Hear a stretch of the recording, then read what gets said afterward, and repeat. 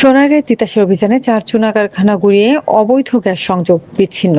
নারায়ণগঞ্জের সোনারগাঁয়ে তিতাস গ্যাস কর্তৃপক্ষের উচ্ছেদ অভিযানে ৪টি চুনা কারখানা গুঁড়িয়ে দেওয়া হয়েছে এবং অবৈধ গ্যাস সংযোগ বিচ্ছিন্ন করা হয়েছে।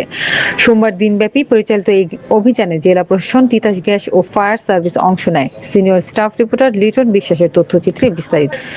২২ জুন সোমবার সকাল থেকে বিকেল পর্যন্ত সোনারগাঁ পৌরসভার বকুলতলা, পিরোজপুর, মোজাফফর ফাউন্ডেশন ও মাদ্রাসা সংলগ্ন এলাকা, গোলাবাড়ি এবং সোনাখালী এলাকায় অভিযান পরিচালনা করে তিতাস গ্যাস কর্তৃপক্ষ। অভিযানে মোট ৪টি চুনা কারখানা এক্সকাভেটর মেশিনের সাহায্যে ভেঙে ফেলা হয় এবং সংশ্লিষ্ট অবৈধ গ্যাস সংযোগ বিচ্ছিন্ন করা হয়। অভিযান চলাকালে ফায়ার সার্ভিসের সদস্যরা কারখানাগুলোর আগুন নিয়ন্ত্রণে কাজ করেন এবং নিরাপত্তার স্বার্থে পানি স্প্রে করেন।